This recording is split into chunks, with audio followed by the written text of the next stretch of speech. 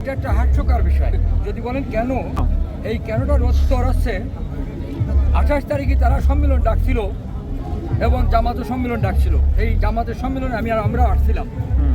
তা তাদের সম্মেলনটা ছিল বৃহৎ আকারের সম্মেলন বিএনপি, কিন্তু তারা পুলিশের যে প্যাচে পড়ে এই পুলিশ অসৎ উদ্দেশ্য পুলিশ যে প্যাচে ফেলায় তাদেরকে যে সময় মানে আঘাত হানা শুরু করছে, তখন তো জামাতের কাছে সাহায্য প্রার্থনা করতে পারত, কিন্তু তারা না করে তারা হচ্ছে গোপনে গোপনে এই বিএনপির কিছু নেতা আছে গোপনে গোপনে এমন এমন কথা বলে, তারা নিজেকে স্বার্থ ছাড়া কিছু বোঝে না। যেমন যেমন আমাদের ছেলেপেলেদেরকে আমরা উদ্বুদ্ধ করব যে এই তোমরা এই সামনের দিকে আগো, কিন্তু আমরা তা না আগে বিভিন্ন আমরা যারা মুরব্বী এই নাতির বয়সী ছেলেপেলেদের আমরা কটূক্তি করি, কিন্তু এই কটূক্তিটা করা যায় ঠিক নয়। তার কারণ হচ্ছে আমাদের ছেলেপেলেদের যদি আমরা অগ্রসর না করি, ভালো কাজ না শিখেই, তাহলে এই দেশটা আবার সেই 71-এর পরে যে মানে ফেসিস্ট শুরু হয়েছে, এখন থেকেও আবার সেই ফেসিস্ট শুরু হয়ে চলবে। যদি তারা এই কটূক্তি করে কিংবা খারাপ পথে ধাবিত করার জন্য বিভিন্ন রকম প্রবঞ্চনা করে, তাহলে তারা খারাপ পথে চলে যাবে। কিন্তু আমরা এইটা চাই না। আমাদের ছেলেপেলেদেরকে দেশ গড়ার জন্য উদ্বুদ্ধ করতে হবে।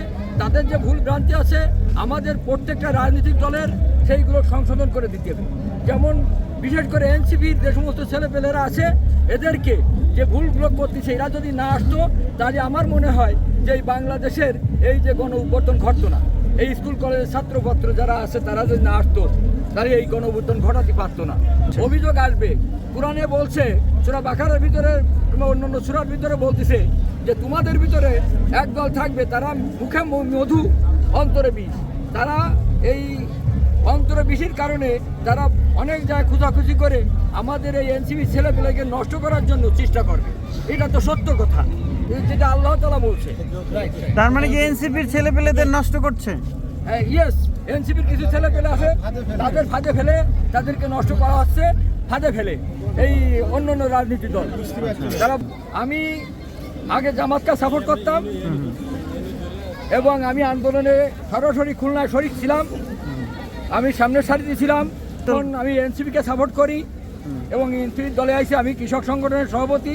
আমি তারা প্রতিবাদ করতে পারি নাই। আমার এলাকায় আমি তারেকদের বারবার বলছি আসেন, এই যে ক্লাব হচ্ছে বিএনপিওয়ালারা ক্লাব করতেছে, আমি এই ক্লাবটা করতে দেবো না।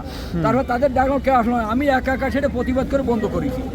আমি যেখানে অন্যায় সেখানে আমি প্রতিবাদ করি এবং আমার এই কৃষক সংগঠন প্রতিবাদ করে। আর এই কৃষক সংগঠন কৃষি যদি না বাঁচে তাহলে বাংলাদেশ বাঁচবে না। বাংলাদেশের সংগঠন আমার কৃষক সংগঠন খুলনা রাজনৈতিক সংগঠন ছিল, এখন আমি এই যে আছে আমার এই যে সংগঠনের এই যে কৃষক